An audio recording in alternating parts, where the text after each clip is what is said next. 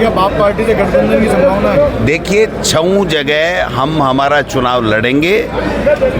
गठबंधन कभी भी किसी भी रूप में कहीं भी लोकसभा हो, विधानसभा हो या किसी भी स्तर पे होता हो तो आला कमान के स्तर के ऊपर होता है। हमारे पास इस तरह की आज की तारीख में कोई बात है नहीं। गठबंधन का फैसला अगर कोई होगा, अभी तक इसकी चर्चा नहीं है, तो वो पार्टी आला कमान करेगा। हम 6 जगह चुनाव लड़ने के लिए तैयार हैं और जीत के दिखाएंगे। केंद्रीय शिक्षा मंत्री ने कहा कि अकबर महान अब नहीं पढ़ाया जाएगा। ये हमारे प्रदेश का दुर्भाग्य है कि एक इस प्रकार का प्रदेश का शिक्षा मंत्री है जो शिक्षा के बारे में कभी नहीं बोलता। बच्चों को कैसे संस्कारित शिक्षा दी जाए, कैसे क्वालिटी की एजुकेशन दी जाए, कैसे टीचर्स वहाँ लगा करके अच्छी पढ़ाई कराई जाए, उसके ऊपर बयान नहीं देंगे।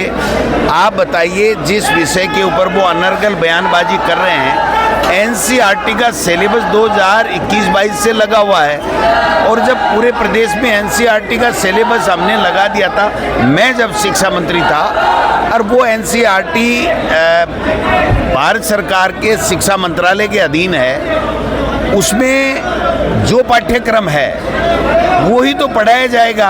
अब वो कह रहे हैं उन किताबों को जला देंगे, तो क्या मोदी जी और मोदी जी की सरकार के शिक्षा मंत्री के अधीन एनसीईआरटी जो पाठ्यक्रम बनाया गया है उसको ही वो जलाएंगे?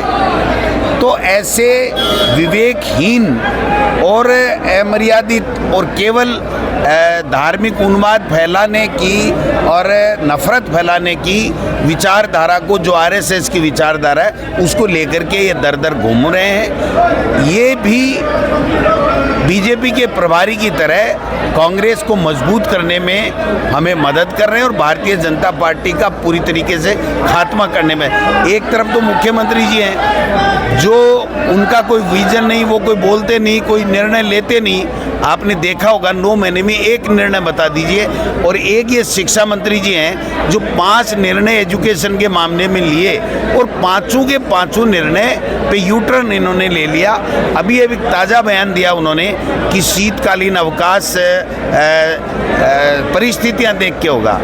आप बताइए कि क्या जो सर्दी है वो हर ज़िले में एक समय पे आती है, प्रदेश के हर कोने में एक समय पे आती है, और जो शिविरा पंचांग है वो इन्होंने ही जारी किया है, इनकी कलम से जारी किया है। जब इन्होंने शिविरा पंचांग में जो छुट्टियां दिखाई हैं शिक्षा विभाग में, क्या उसको इन्होंने बदल दिया क्या?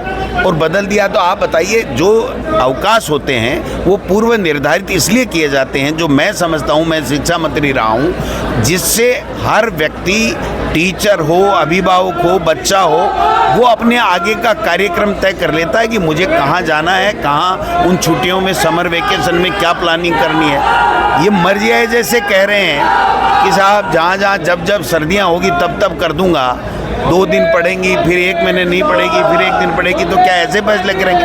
इसलिए ये शिक्षा से संबंधी कोई फैसला नहीं कर रहे हैं। इनको आरएसएस ने केवल इसलिए छोड़ रखा है कि आप अनर्गल बयानबाजी करो, कांग्रेस के नेताओं को गाली दो, हिंदू मुस्लिम की नफरत फैलाने का काम करो। मैं समझता हूँ कि ये प्रदेश का दुर्भाग्य है कि जो मुख्यमंत्री जिनको बनाया है पर्ची से, वो कोई निर्णय ले नहीं पाते हैं।